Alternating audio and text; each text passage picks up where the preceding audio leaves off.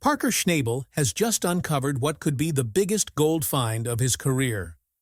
While drilling deeper into Yukon ground, his crew broke into a sealed ancient mine shaft that's been hidden for more than a century. Inside, early surveys confirm the presence of richer veins and relics from the original Klondike Rush. Estimates put the potential haul at a staggering $80 million in gold, a figure that dwarfs Parker's previous seasons combined. Unlike scattered placer gold, this shaft could lead to a concentrated deposit that changes the scale of modern Yukon mining. Experts say the rock structure and visible formations indicate a high-grade source that was simply unreachable for old-time miners. Now, with Parker's equipment and resources, the chance of unlocking this gold is real. This discovery raises the stakes for everyone. Safety risks, massive costs, and fierce competition could determine whether Parker actually secures the treasure or loses it all. But one thing is clear: the shaft holds the kind of pay dirt most miners only dream about. Stay with us, because what comes next could rewrite Parker Schnabel's entire legacy. And you don't want to miss a single detail.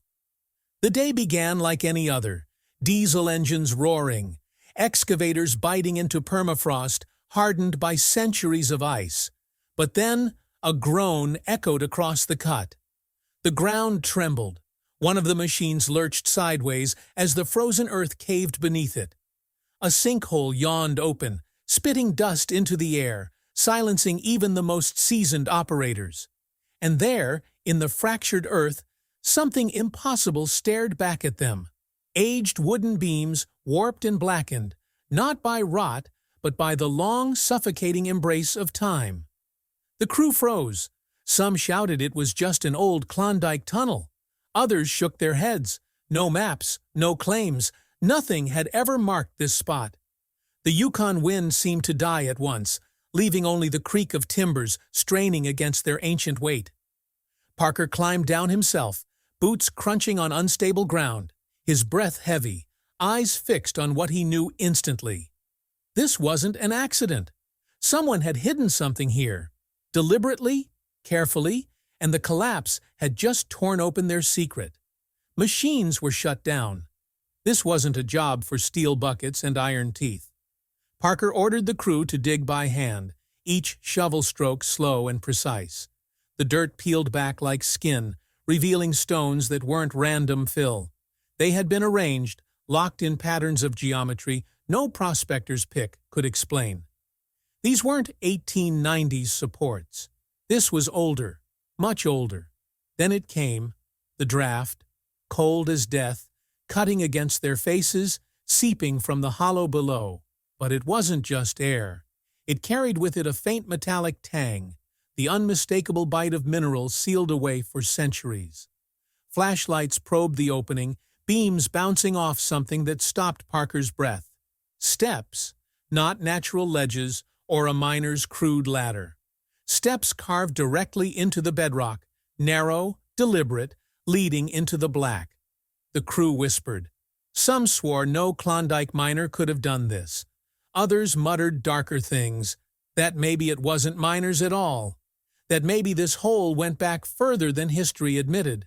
But Parker didn't listen. His eyes never left those stairs. Whoever built them had left something worth hiding. Word spread fast across camp. Men remembered stories, old stories, the kind locals laughed about until moments like this made laughter vanish. Indigenous elders had warned of mountains that eat men and sun gold hidden in the earth. Their words, once dismissed as allegory, now seemed to echo through the frozen shaft. Others recalled whispers from brittle Spanish journals, 18th-century explorers who had vanished into the Yukon interior, chasing veins of metal no one else had ever seen. Some swore Russian traders, long before Alaska was sold, had mapped secret expeditions this far west, vanishing into the ice with nothing but rumors of strange minerals and forbidden ground. The evidence sat before them. A timber sample taken on site showed tree rings older than the Klondike Rush itself, older by a century. That meant someone was tunneling here long before stampeders stormed Dawson with dreams of gold. As Parker stood at the lip of the hollow, staring into that impossible darkness, the weight of myth pressed down on him. The shaft wasn't random. It wasn't chance. Every legend, every warning pointed to this place, and now it demanded proof. The only way forward was down. Parker tightened the harness across his chest, leather creaking in the silence as he double-checked the knots. His voice carried steady orders to the crew above, but the men watching noticed what he tried to hide. His hands trembled as he cinched the rope. The edge of the shaft yawned open like a throat, swallowing the faint light of dawn. He swung one boot over, then another, weight shifting onto the line. The descent began. Every creak of rope echoed through the hollow. The stone steps, slick with frost, caught the thud of his boots. The stale air amplified every sound, magnifying even the rasp of his breath. He descended carefully, palms scraping the wall to steady himself, and the deeper he went, the more the modern world receded until it was nothing but dark rock, creaking rope, and the pulse in his ears. The walls bore scars, but not the kind left by diesel drills or steel picks. They were scorched black, soot stains clinging like fingerprints of forgotten hands. Long before electric lamps, someone had burned fire here for light. Someone had already braved this descent centuries earlier. Parker's beam caught strange gouges etched into the stone, symbols not carved in haste, but with intent. They weren't initials or miners' tags. They were ritualistic, cryptic, a language in stone whose meaning no one dared whisper. Halfway down, his boot clinked against metal. He froze. Lodged in the wall itself, wedged into unfinished rock, was a pickaxe head, its handle long rotted away, but the iron still clung to stone. It looked abandoned, mid-strike, as if whoever wielded it had vanished mid-swing. Parker pulled it loose with effort, the relic crumbling in his hands. His breath fogged in the stillness. Centuries of silence pressed around him, and he descended further, knowing this was no ordinary shaft. At the base, the steps ended abruptly against a wall of perfect geometry. Not rubble, not collapse. A deliberate seal. A stone disc, massive and round, slotted flawlessly into the tunnel's throat. No Yukon prospector had ever built something like this. Its surface shimmered faintly beneath the frost, carved with lines that weren't random scratches but designs. Circles, stars, crosses, geometry that whispered of something far beyond Klondike ingenuity. Parker brushed frost away, tracing one carving with his glove. The lines intertwined like constellations. He muttered under his breath, barely audible to the men peering down from above. "This isn't Klondike work." The crew joined him one by one, their lights catching fragments of the stone seal. Murmurs rippled through the dark. Some said it looked like a vault. Others whispered tomb, but no one spoke the thought too loud. The idea that something more ancient, something sacred, lay behind it. The silence deepened, uncanny, almost alive. When Parker pressed his ear against the seal, the rock itself hummed faintly, hollow as a drum. There was space beyond. Something vast. They set to work. No blasting charges, no reckless strikes. This demanded precision. Chisels rang against the ancient stone, wedges driven with careful hammer blows. Hours passed. Sweat froze on brows. Every crack that spidered through the seal echoed like thunder rolling through a cathedral. The stone resisted, as if unwilling to give up its secret. But Parker drove them on. Then, without warning, the chamber answered back. The final crack split with a roar, and the disc shifted outward with a groan like some waking giant. A gust exploded from the gap, blasting their faces with a rush of air trapped for centuries. It stank of dust and metal, dry as bone, carrying the tang of something unmistakable. Gold, raw, and untouched. Men staggered back, coughing, their headlamps flickering in the gale. When the air calmed, their lights pierced the void beyond. What they saw froze them in place. The chamber stretched wide, its walls glittering faintly like starlight embedded in stone. The surfaces weren't bare rock, but flecked with something metallic, something that caught the light in veins and fractures. Gold. Not dust, not flakes, but glittering threads running across the chamber's skin. Yet it wasn't treasure that struck them first. It was the abandonment. Rotting timbers leaned crookedly against the walls, scaffolds sagging as though left mid-construction. Tools lay scattered where they had fallen. Chisels, hammers, buckets of stone fragments, everyone coated in centuries of frost. Whoever had worked here had left suddenly, walking away from riches untold. Parker stepped inside, boots crunching on shards of forgotten labor. He lifted one tool, its handle crumbling to ash in his grip. His light traced the veins of gold spiraling deeper into the chamber. This wasn't a prospector's claim. This was a vault of earth itself, half-finished, abandoned before its purpose was ever fulfilled. And as the silence pressed in, the men realized the chamber wasn't empty. It was waiting. The light from their headlamps bounced wildly across the chamber, and for a moment no one moved. The walls themselves seemed alive, shimmering with streaks of raw gold that caught the beams like frozen fire. Not dust, not flakes. Thick veins ran jagged across the rock face, gleaming as if the earth itself had been split open to reveal its beating heart. Parker stepped closer, one gloved hand grazing the stone. The scanner beeped in his other hand, numbers spiking higher with every pass. 96% purity. 97.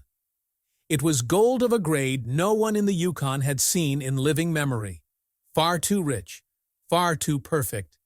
The floor betrayed the same abundance. Scattered across the chamber lay nuggets the size of fists, half buried in frost, as though someone had spilled them in haste. Parker bent to pick one up, the weight anchoring his palm like a brick. Behind him, mutters rose as men began scooping at the rubble, holding up gleaming stones, eyes wide with greed. Their lamps flickered across heaps that, even at a glance, could be valued in the tens of millions. A single glance at the sheer quantity told them the truth. This chamber held more than $80 million in visible ore alone, and that was before the walls themselves were touched. But unease cut through the awe. Parker felt it first, an itch along his spine. The gold lay too neatly, too perfectly. Nuggets scattered in deliberate places, veins exposed as if sliced open for display. It didn't feel accidental. It felt arranged. Bait, gleaming and irresistible, waiting for men foolish enough to take it. The crew's chatter softened into silence as the thought spread among them, unspoken but heavy in the cold. It was then that Parker's light caught something stranger still. Beyond the glint of gold lay objects out of place. Tools, but not like any Yukon prospector would use. Iron implements, heavy and curved, rounded at the ends, their grips bound in decayed leather. They were medieval in design, more suited to old European mines than Klondike picks. Parker lifted one, and the chamber seemed to contract around him. Further in, half buried beneath a scatter of stones, he uncovered a small leather pouch. The stitching, though torn, still clung together, and inside lay two crude gold crosses. Hammered flat, uneven in shape, they bore the marks of faith rather than wealth. Not ornaments for trade, but symbols carried for devotion. The men pressed in close as he revealed them, no one daring to break the silence. A fragment of parchment followed, brittle and crumbling, sealed once with wax that still clung faintly in red. The inscriptions were almost erased by time, yet the letters bore unmistakable European form. Curves and flourishes alien to the crude scrawls of frontier men. Alongside it, Parker found the fragment of a weapon, a blade curved like a scimitar, its edge rusted but unmistakably forged for combat. This was no Yukon relic. This was something that belonged to another world, another age. The realization washed over them all. This chamber was not just about gold, it was a vault of something ritualistic, sacred, foreign. Gold was here, yes, but alongside crosses, scrolls, and weapons of crusaders. The chamber carried the weight of ceremony, of intent beyond profit. Parker's chest tightened as he tried to make sense of it, the scanner's beeps now forgotten in his palm. The awe turned darker as they ventured deeper. The walls bore fractures, sharp and violent, as if a force had once tried to crush the chamber inward. Stone wedges jammed into the cracks showed deliberate sealing, men working not to mine, but to bury. The floor carried more than tools and relics. Bone fragments jutted from rubble, some half-powdered, others starkly human. A femur snapped clean under Parker's boot, the sound cracking through the silence like gunfire. He froze, then crouched to study it. The shape was unmistakable. Human remains, crushed beneath falling stone. And there were more. Fragments of skulls, ribs, vertebrae scattered beneath collapsed walls. But it wasn't only men. The skeletal frames of animals, pack mules, their spines arched in eternal collapse, lay twisted beside them. Harness rings still clung to bone, straps rotted to threads, as if beasts of burden had been trapped alongside their masters in a single catastrophic moment. The chamber whispered tragedy. These men hadn't simply walked away from treasure. They had been buried alive with it. Parker felt the weight of Yukon legends pressing on him. Old stories of mountains swallowing men whole, of shafts sealed forever by unseen hands. He had laughed at them once. Now, face to face with shattered bones and abandoned gold, he wasn't laughing. The question hung in the chamber, unspoken but undeniable.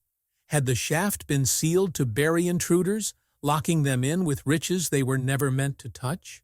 Or was it the opposite, an attempt to keep something inside, trapped and hidden beneath stone, away from the world above? Parker's lamp flickered once, and the glitter of gold seemed less like treasure and more like teeth waiting to bite. Somewhere above, a low mechanical groan echoed faintly down the shaft, a reminder that what stirred here did not stay buried. Above ground, the jubilation that had crackled through the camp began to falter. Machines that had run flawlessly the day before sputtered and stalled without cause. Diesel engines coughed black smoke, belts snapped, and drills froze mid-cycle as though the earth itself rejected their intrusion. Mechanics tore down engines, searching for faults, but nothing explained the synchronized failures. The moment the chamber below was breached, the surface turned against them. Men muttered under their breath about omens, though no one dared say it aloud. It wasn't only machines. From the shaft drifted invisible dangers. A hiss no louder than a whisper signaled the first pocket of gas.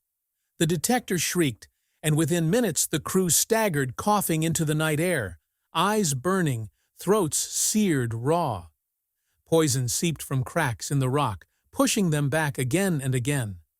The chamber below glittered with irresistible veins of wealth, but it exhaled death to anyone who lingered too long. Word spread quickly among locals, and before long Parker found himself listening to the solemn warnings of elders who had lived in the Yukon all their lives. One old man, eyes clouded by age, spoke of the sleeping veins and how they were never to be awakened. He told Parker that what glowed beneath the permafrost was not meant for hands of men, that every attempt to claim it would end the same way: collapse, bones, silence. The elders' voices carried the weight of centuries, of stories passed through families long before modern mining arrived. The warnings deepened the rift within the crew. Half the men, led by adrenaline and greed, insisted the find was too rich to abandon. The other half spoke of curses, of history repeating itself, their voices edged with fear. Parker stood at the center, hearing both sides, his own chest tightening as he remembered the bones littering the chamber floor. Was the gold calling them deeper or daring them to try?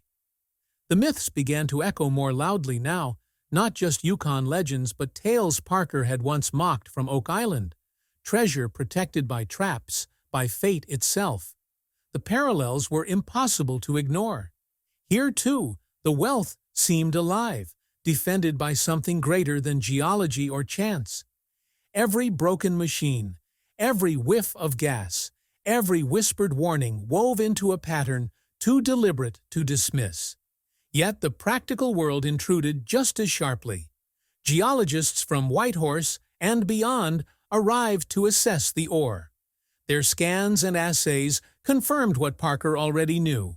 Visible gold veins, some of the purest ever documented in the Yukon, their worth soaring beyond $80 million before deeper estimates even began. Numbers that staggered the mind, numbers that could rewrite not only Parker's career, but the history of Klondike mining. But with those experts came others. Historians descended on the site, their eyes not on the ore, but on the relics pulled from the chamber. The gold crosses, the parchment fragments, the curved blade. They argued that these belonged to museums, that they were heritage, not plunder. Newspapers caught wind, headlines thundered, and suddenly Parker's discovery was no longer his alone. Government officials followed, their suits stark against the mud and frost. Ownership laws were cited, debates launched in distant offices. Was this treasure? Was it cultural heritage? Did it belong to the miner who unearthed it, or to the world at large? What began as the richest jackpot of Parker's life quickly became tangled in a web of legal and moral conflict, its glow dimmed by controversy. He faced the greatest dilemma of his career. To walk away meant abandoning more wealth than he had ever dreamed. To press forward meant battling governments, museums, and perhaps forces no law could govern. He stood in a storm of wealth and doubt, knowing that whichever path he chose, the Yukon itself would never be the same again. In the midst of it all, Parker descended once more into the chamber alone. The silence pressed thick, broken only by the faint drip of melting frost and the steady hum of his headlamp. Light splashed across the walls, igniting rivers of gold that seemed to flow through stone itself. He stood still, not as a prospector, but as a witness. For the first time in his life, profit felt secondary. This was not just an ore body. This was a relic, a secret, a message carried through centuries to land in his hands. He thought of the men who had come before, their bones trapped in rubble, their crosses hidden in leather, their parchment sealed in wax. He thought of the myths of swallowed miners and the warnings of the elders. And yet, despite the weight of caution, awe filled him. This discovery would outlive him. It would outlive all the legends of the Klondike, etching his name into the frozen fabric of Yukon lore. Behind him, his crew whispered in awe when they followed, their voices small against the vastness of the chamber. They too felt it, that this was not merely a find, but the birth of a new legend. No Klondike story, no gold rush, no Oak Island parallel could rival what lay here, gleaming beneath ice and stone. And still, the chamber taunted them. Narrow cuts in the rock hinted at deeper tunnels leading into shadow, passages untouched, secrets untold. This was not an end. It was a beginning. Something lay beyond, waiting for hands brave or foolish enough to seek it. Parker clenched his fist around the nugget in his palm, veins of gold running beneath his fingers like captured sunlight. He made no speeches, no promises, but the vow was there all the same. He would not stop. Not with gold of this purity, not with relics of this weight, not with tunnels still beckoning beyond the dark. Because for Parker Schnabel, it had never been just about the gold. It was about unlocking a myth sealed beneath Yukon ice. And now that the seal was broken, nothing would stop him from digging deeper.